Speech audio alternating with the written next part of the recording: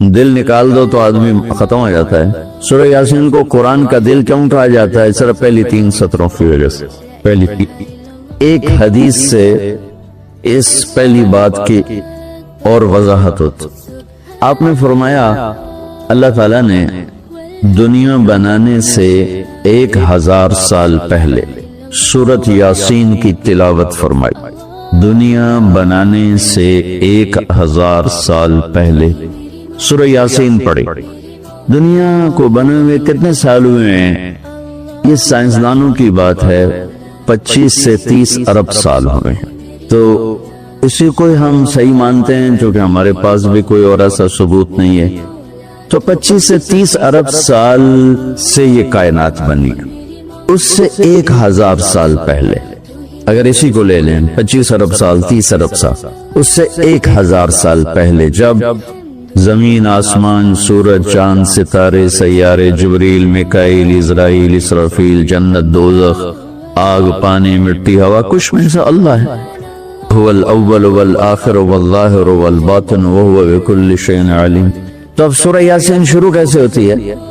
سورہ یاسین کو قرآن کا دل کہا جاتا ہے، دل نکال دو تو آدمی ختم ہو جاتا ہے۔ سورہ یاسین کو قرآن کا دل کیوں کہا جاتا ہے؟ صرف پہلی 3 سطروں کی وجہ سے۔ پہلی 3 سطروں کی وجہ، یہ پہلی 3 سطروں کا جو مضمون ہے پورے قرآن میں اور کہیں بھی نہیں، صرف یہی ہے۔ اگلی ساری سورہ یاسین اور باقی قرآن ایک جیسا ہی ہے، وہی احکام ہیں، وہی حلال حرام۔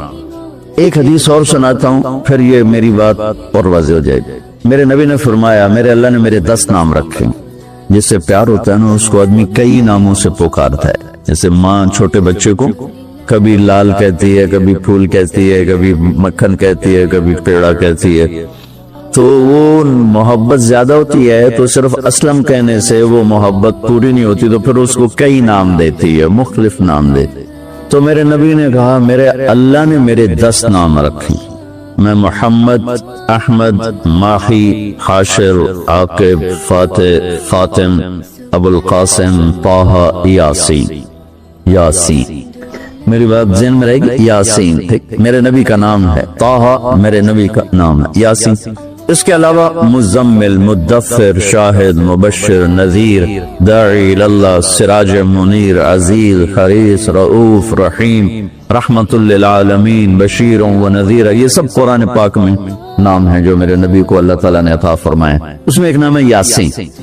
اب زمین آسمان بنے نہیں، اس سے 1000 سال پہلے میرا اللہ یوں کہہ رہا ہے یاسین، میرا نبی کا نام ہے نا یاسین، والقرآن الحکیم انک لمن المرسلین۔ یاسین مجھے قرآن حکیم کی قسم آپ میرے رسول ہیں۔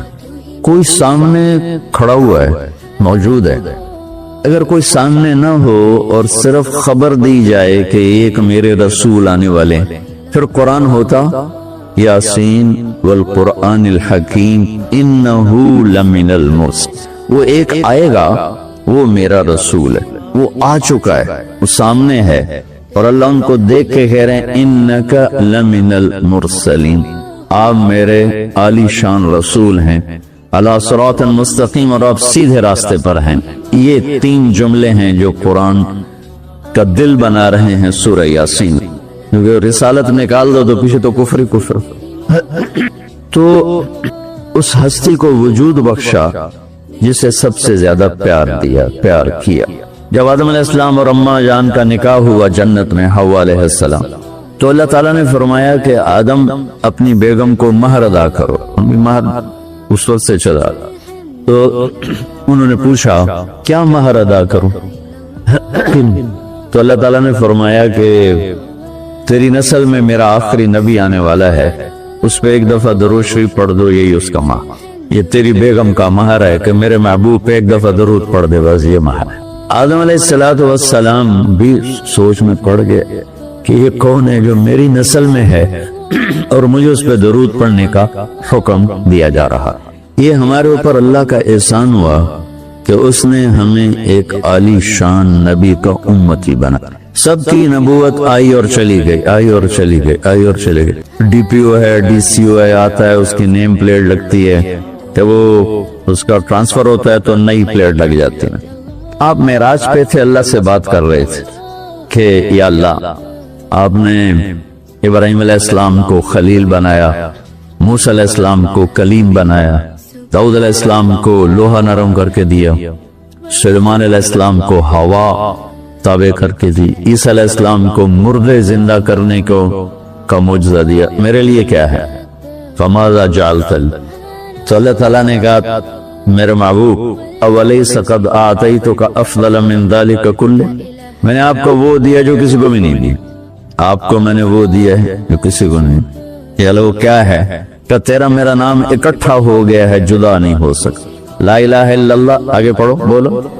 لا الہ الا اللہ کے ساتھ آدم رسول اللہ بھی لگا, لا الہ الا اللہ کے ساتھ نوح رسول اللہ بھی لگا, ابراہیم بھی لگا, اور اسماعیل بھی, اور اسحاق بھی, یعقوب بھی, یوسف بھی, موسیٰ بھی, ہارون بھی, یوشع بھی, یونس بھی, یحییٰ بھی, زکریا بھی, داود بھی, سلیمان بھی, سارے نا. پر جیسے ٹرانسفر ہو گیا, چلو جی پلیٹ بدلو, نیا آ گیا. ٹرانسفر ہو گیا, چلو بھائی پلیٹ بدلو, نیا آ گیا. اللہ نے کہا میرے محبوب یہ جو میں نے اپنے نام کے ساتھ تیرا نام جوڑا ہے نا, اسے قیامت کا دھماکہ بھی نہیں جدا کر سکی. لا الہ الا اللہ محمد رسول اللہ ذکرت الا ذکرت معی, قیامت تک تیرا میرا نام اکٹھا ہو جدا نہیں ہو سکتا. پھر اللہ نے بڑی خوبصورت مناسبت پیدا کی.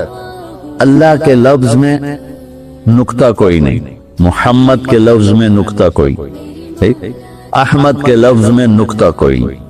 علماء کہتے ہیں کہ جو نقطے والے حرف ہیں وہ کمزور ہیں چونکہ وہ نقطے کے محتاج ہیں, اور جو بغیر نقطے والے حرف ہیں وہ طاقتور ہیں چونکہ ان کو نقطے کی ضرورت کوئی. تو اللہ نے اپنے نام کے لیے کوئی نقطے والا حرف نہیں, اپنے حبیب کے لیے دو نام کو قرآن میں آئے محمد و احمد, کوئی نقطہ نہیں. دوسری مناسبت, اللہ کے نام میں 4 حرف ہیں, الف لام لام ہا. محمد میں اللہ نے 4 حرف رکھے, میم ہا میم دال. احمد میں اللہ نے 4 حرف رکھے, الف ہا میم دال.